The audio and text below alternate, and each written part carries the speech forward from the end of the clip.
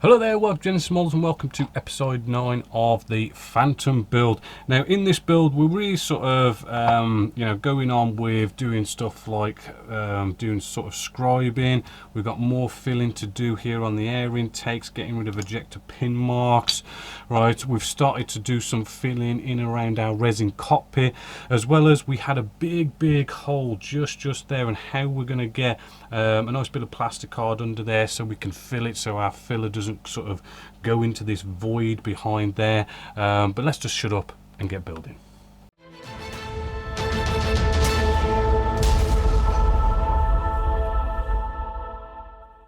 So moving along from last episode, we put down some of our Mr. White putty here by Mr. Hobby.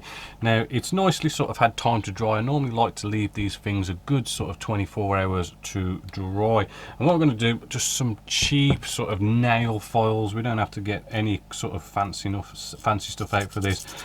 We just want to sand this away. I'm coming in with a really nice coarse sanding stick just to quickly sand away all the lumps and bumps that's on this, and I want to sand it to the point where we start to see our grey plastic around the edges.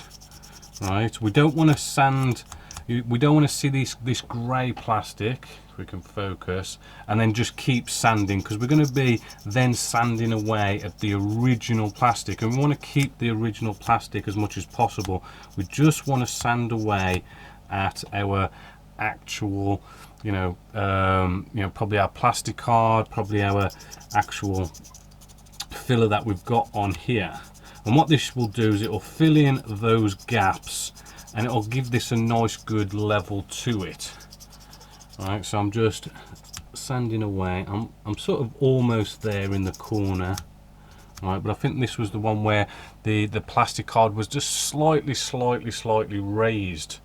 Right, so you're gonna have to do a bit of sanding to it, and then once we've got it to pretty much about that stage, because I don't want to spend forever just showing you me sanding this, I'm not going to sort of go down the grits and get finer and finer, because I do tend to find when it comes to filling stuff in, the filler, it has like a bit of a shrinkage property to it, so I can just feel like there's a little bit of a dip in there, although we filled it, because this putty's like basically cured now. All the liquid that was in there is evaporating. All we've got left is sort of like the harder parts of the sanding dust is in there, and it's shrunk, and I can just feel a little bit of a dip. So to really get that really nice finish, I just sand off the lumps and the bumps, right, and we give it a second go. Right, I know it's a bit of it takes time. I know we've got to wait for the first coat to cure, and then we've got to wait for the next coat to cure, but if you could be like working on other things, and then we can just plain and simply blob on another load, get out our spatula, right, and just spread this on, right, so as we can make sure that any sort of gaps are going to be seamless, right, and this is the sort of the whole point of this, right. So it doesn't look pretty, there you go. That's why we only need to use a coarse sanding stick. It's actually better, right, because the first coat of filler that we've just sort of sanded away was done with a coarse sanding stick. It leaves all these micro scratches there, so it allows the second coat of filler that we've just put on right now to actually stick and adhere better to our piece here, right. So again, we'll leave that for about 24 hours to dry, and the second coat of sanding should get that nice and seamless, right. Pretty much just like the one I've just done here as well. Just leave that nicely to dry, and then what we want to do is we want to also look at what we have here is when we look inside our air intakes just here, we're going to see, I don't know if you can just pick that up on camera, but right at the back there, you basically see this blank wall, and you see these little things like sticking up, right. Okay, it's a bit of an old kit. We don't see any anything inside there except this blank wall, so we need to sort of get around that a little bit. These little bits that are sticking out is basically just to help you guide and put this bit of an air intake on, but it can look a bit sightly. So what I'm going to do is I'm actually going to take mine and I'm going to cut these off. Right, just like so, just going to cut them off. Maybe we come in with a blade and just finish that off. Right, and basically we just want to get this all nice and smooth. So with the blade we're just getting off the bigger lumps and bumps. Right, and then we could probably come in with a sanding stick just to finish those off, which I'd probably come in with some flat sanding sticks, not the spongy ones. You know, probably start off with like a medium coarseness to it. Right, and we just keep on sanding and sanding at these. Right, again, I'm not going to show you me completely sanding this. With these, you kind of turn them over and you get like maybe a sort of finer grit on there. So I could turn that over and just keep sanding and sanding and sanding until that's all nice, flat and smooth. So I know it's not the best, but you know, at least I'm just seeing a flat blank wall. What we could do is we could do a bit of an illusion with some spray work. Maybe we could sort of, you know, it's going to be all nice and white in there, but if we just spray, say, the back bit here maybe a little bit black to make it add this illusion of just going into some just darker, shadowy, and it kind of almost looks like it goes right down. That's what we'll probably do in the spray stage. Yeah, and I've almost done it this side as well. Now with this kit, right, we're going to have a bit of sanding and scribing to do with it. First off, we have our air intakes just here. Now what the problem is we've got here, well, first off we've got a bit of flash just there, which if I got my blade around, we could probably cut most of this off with a blade maybe. But what you'll see is I'm just trying to sort of use that 90-degree angle and sort of scrape it. I don't want to cut into it because I might sort of slice off too much, but by using that 90-degree angle on the blade, right, we should keep that all nice. And then yeah, probably something like a flat sanding stick just to sort of tidy them up. You know, you can sort of quickly get rid of, you know, big nasty pieces of flash like that. Now what we also have is we have a join line, right? Just this here, it's like, it feels like a little bit of a step just there. It's a bit of a join line. It shouldn't really be there. First off, you know, we're just going to slice off this tab, right, which I'm going to just slice it bit by bit, not go straight down, just kind of a little bit, and then get it most of the way. And then what we want to do at first is, plain and simply, let's just sand this. We do have a nice sanding stick here by Flurry Models. I do like this one. It kind of does sort of everything. It's a nice sort of fine sort of coarseness on one side, and the other side just polishes it up. Right, and what we can do is just simply, to get rid of this, we're now just going to sand it. Now by the way, it is a spongy, get you out a bit, it is a spongy sanding stick, so it does go with a curvature. Right, just remember, you know, you got flat sanding sticks, you got curves, spongy sanding sticks.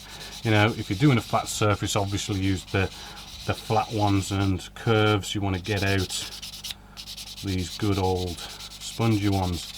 Alright, so I'm just sort of sanding away at this until basically we get rid of that mold line. It is a little bit of a nasty mold line really, because it's got a bit of a step to it. I'm just going to do a little bit of it first, just to show you. I'm doing a bit at a time, and as you can see, I'm just sort of like feeling, making sure that step's gone.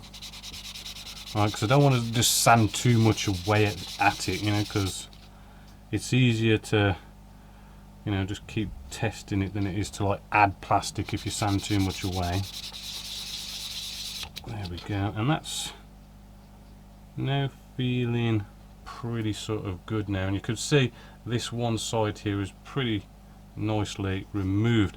And then I'm going to turn this over to the polishing side, which basically gets rid of all those sanding scratches. right? And this is kind of like the basic principle of doing any sanding, which we'll you know, be doing throughout this video most likely, is just work your way down the grits, you know, remove whatever needs to be removed, and then work your way down the grits to get it all nice and smooth like the original plastic, right? Which that now feels like it, right? But as we've removed that, there is, and I don't know how well you're going to see this on camera, but there is a little recessed panel line right there, and it runs all the way up to where we've sanded it. So we've actually removed that recessed panel line, so we need to get that back in there. Now to do that, we can come along and probably use things like this, right? It's a nice little template. This one is it's by Dream Models. I mean, lots of companies do it, but basically they're just thin pieces of metal, as you can see just there, and it just helps you sort of, you know, use it as a guide, and you sort of try and butt it up to where you want it to be. So, you know, getting out a P cutter, we can sort of put the P cutter in the original recessed panel line, and I like to then butt up our template to that. And it's a bit sort of tricky because I'm trying to get you on camera and do this left-handed as well. But yeah, I like to put the P cutter in the original panel line, butt it up, and then basically what you want to do there then is just use the template as a guide and just score across. Right, and we do it very sort of lightly, you know, better to take about 3, 4, 5 passes, and there we go, that is now in there. I mean, I don't know if you can probably see that on camera, but I've just put that in there. I can just feel it with my nail, right? 4 passes ish, and it feels like it's got a nice depth, right? And that's all nicely in there. You do sort of need to do the same here because we have the mold line again across there, so sand that away, get rid of that sort of pin there, and I think you've got some recessed, you probably get rid of that recessed panel line there as well. There's one that just runs right along the edge, right, and we'll probably have to sort of do them at the top and bottom. And then that's a bit of just nice bit of basic scribing there, a little bit of sanding. We'll probably cover some more later on, but that all basically gets that ready to go on. We just need this piece to nicely dry, sand it, glue it onto here, and then we need to get this to fit as nicely as possibly actually onto our fuselage section, because as I say, we're going to have to deal with the problem of this sort of looking like it's just one piece, you know, because when we glue this along here and across there, we're potentially going to have steps and glue lines and stuff, and we need to get that to look like it's a recessed panel line, but we've got to wait for some stuff to dry. Just a quick one, remember we had these ejector pin marks inside our air intakes just here. Now with this, again, I've just come along Mr. White Putty by Mr. Hobby, and we just sort of pasted this on here. There's 4 ejector pin marks, you know, just cover them up with some nice filler, right, leave that to nicely dry. Yeah, I mean, maybe about sort of 12 hours. It's not such a big deal with them. And then what we want to do is, there is again some more nice sanding sticks that Flurry Models do. They do these skinny sticks, right? It's basically the same as what we've got just here, but they do it in like a skinny stick format, and that's good for like getting inside our air intakes and being able to actually sand away at them. So, you know, we get our sort of fine side and we can just sand away. As you can see, I've already done this one, so, you know, I won't sort of properly sand it, but we can nicely get in there, sand it, turn it over to the polishing side. Right, and as you can see, that's all looking quite good. You could sort of see the ejector pin marks there, you know, they look like circles. There's a little faint bit of filler in there, and that should be all nice and smooth. So they will be good to spray white in there, and it'll look all nice, smooth and white, which is what we want. quick modeling tip for you, right? With these skinny sticks, what you'll find is you're going to probably use the tips probably the most, because you're trying to get into, you know, certain areas, and you're probably actually just using that tip the most, and that's probably what's going to get worn down the most when doing your sanding, right? Instead of going off and throwing this away and getting a whole new one, right, it's so much easier just to get some cutters just here, right, and we can just cut that off, get rid of sort of like the used end of it, and you've basically got another one sort of all ready to go. Just a nice little tip to get your sanding sticks to last a lot longer. Next bit of filling we're going to do is probably the best one. I mean, this plastic putty by Vallejo, really nice plastic putty to get your hands on. It's probably a must if you ask me. What we're going to do here is we do have like some gappage, as we've already been discussing, and how do we get rid of all this gappage that's in and around here and making it look nice?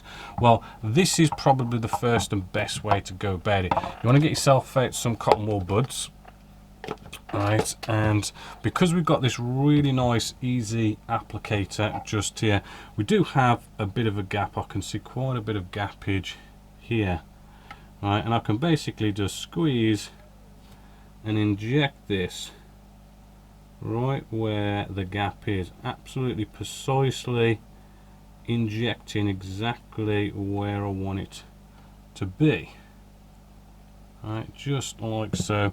Getting the cotton wool bud, and this is the beauty, right, this is where we actually kind of get away with not actually having to sand, because while this is wet we can just wipe up all the excess where we don't want it,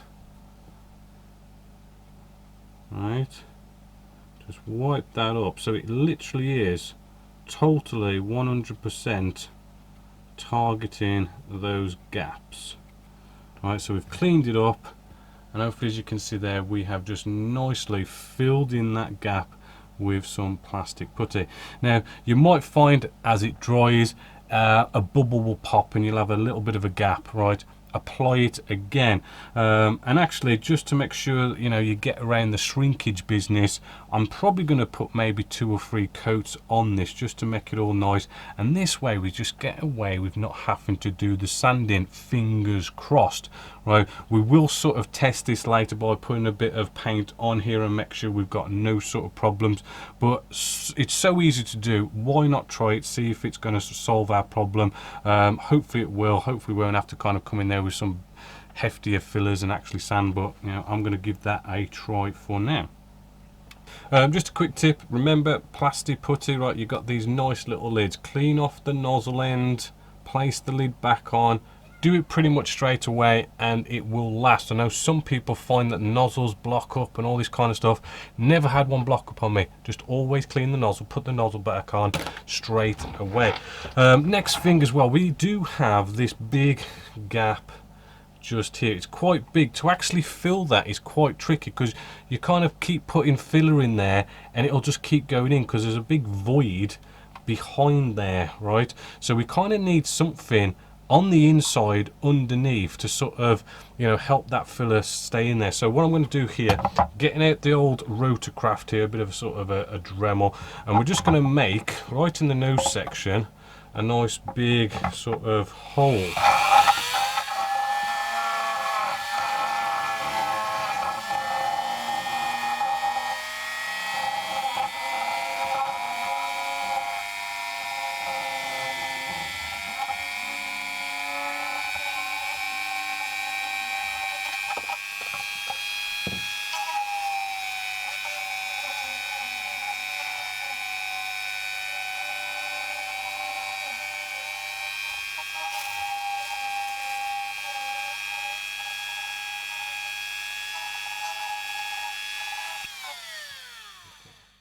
As you can see, does not look pretty, but with the nice little rotorcraft Dremel thing here, we've made a sort of a nice big hole. And the whole point is so as we can get some tweezers, maybe a bit of plastic card like this. Right, I'll cut it to shape later off camera, but you can just get in here now, hopefully.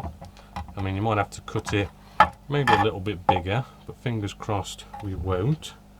and we can just sort of slide this in there, and you should be able to see, as you can see there, we can now just get a bit of glue and glue that in place, and that there should allow us then to actually get some filler to go in there and stay in there, and not have the filler sort of go down into the void and we keep putting filler in, it just keeps swallowing it all up. So there's the end of episode 9. Now in episode 10, right, we're going to be sort of, obviously, we've got our bit of plastic card just behind that big hole there, so we need to fill that in. Make sure this is all good. We need to get our actual air intakes actually on. And as I say, it's tackling sort of something that's been glued, right, and then making it look like a recessed panel line is a little bit more sort of tricky, and getting that to fit perfectly as if it was all one piece, going to be a bit tricky. And we may even sort of start actually sort of getting all our join lines all nicely seamless, probably getting a little bit more advanced with scribing and sort of doing some rivet work and whatnot to get all, once we've got our join lines nice and sort of seamless, we need to put all these recessed panel lines, recessed rivets back in there, and that'll probably take up most of episode 10. So I'll see you in that episode.